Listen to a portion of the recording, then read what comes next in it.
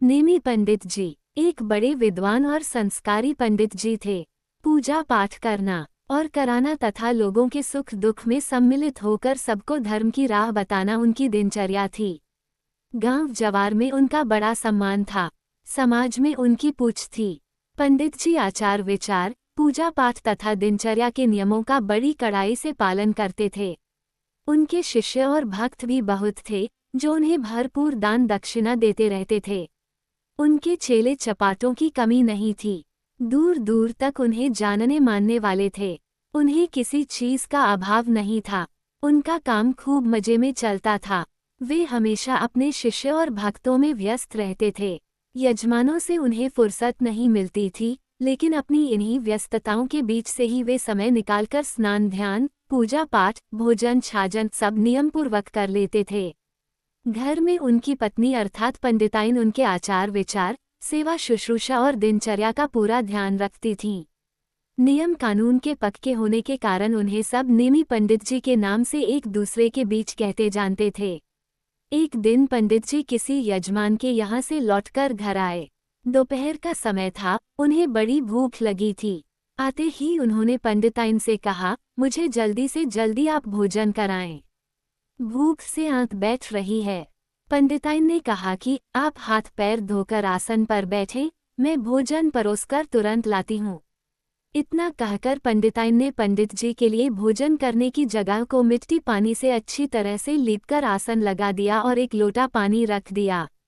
रसोईघर में जाने से पहले पैरों को धोने का नियम था। पंडित जी को तेज भूख लगी थी, इसलिए पंडिताइन हड़बड़ी में थीं। उन्होंने पंडित जी के भोजन के लिए रखे गए लोटे में से एक चुल्लू पानी हाथ में लेकर अपने पैर पर डाल लिया और फिर वे रसोई घर में घुस गईं। पंडित जी ने ये देख लिया। उन्होंने मन में कहा कि ऐसी अशिष्टता और इस तरह से नियम का उल्लंघन।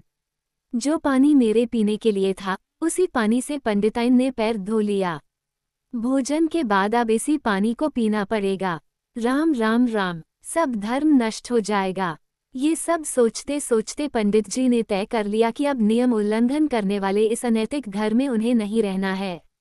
क्रोध और क्षोभ में भरे पंडित जी कुपित होकर आसन पर से उठे और घर छोड़कर निकल गए। रसोई घर से भोजन की थाली लेकर जब पंडिताइन वापस आई तो उन्होंने पंडित जी को नहीं देखा। वे बेचैन होकर ढूंढती रहीं, लेकिन पंडित जी नहीं मिले। उनका कोई अता पता नहीं था।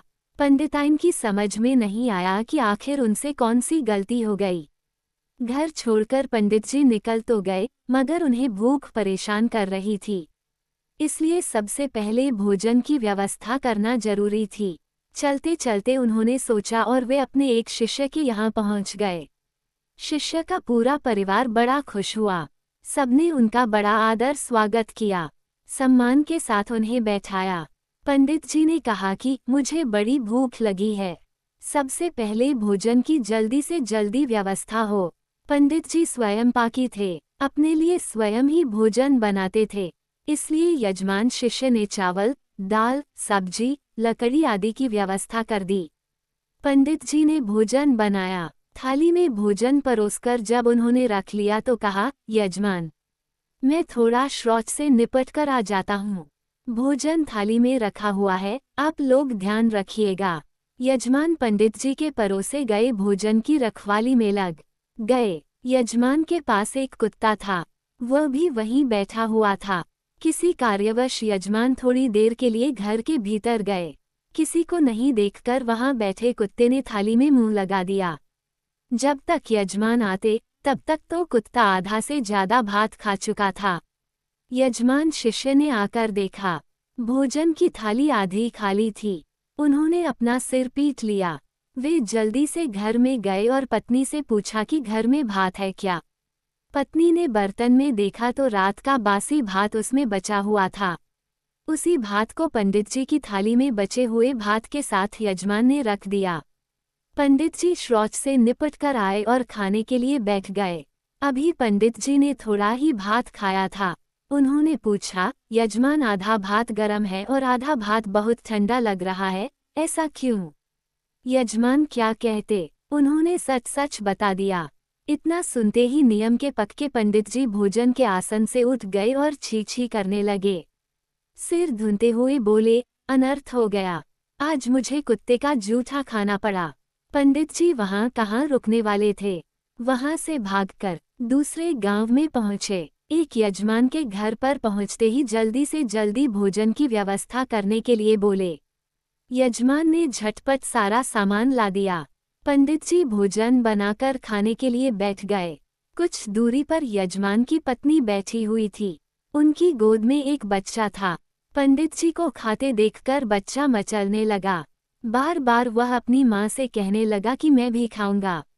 माँ समझाती रही कि पहले पंडित जी महाराज को खा लेने दो, वे जब खाकर उठेंगे तो जूठन का प्रसाद हम सब लेंगे। बच्चा ये सब क्यों समझे भला, वह खाने की जिद करता रहा। बच्चे की जिद से खींचकर माँ बोली, तुम्हें वह नहीं खाना है, महाराज जी छिया खा रहे हैं। पंडित जी इतना सुनते ही भोजन छोड़कर उठ गए। छिया शब्द सुनते ही उन्हें उबकाई आने लगी। उन्हें उल्टी करने का मन होने लगा। वे वहां से भागे, परंतु पंडित जी को भूख बेचैन कर रही थी। इस बार वे एक हलवाई की दुकान पर पहुंचे। उन्होंने तय कर लिया कि इस बार स्वयं भोजन नहीं बनाना है, जो पका हुआ मिलेगा वही खाना है।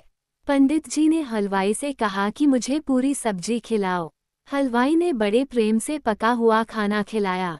पंडित जी ने भरपेट पूरी सब्जी का भोजन किया। भोजन के बाद हलवाई ने एक खाट डाल दी। पंडित जी उस पर ठाठ से आराम करने के लिए लेट गए।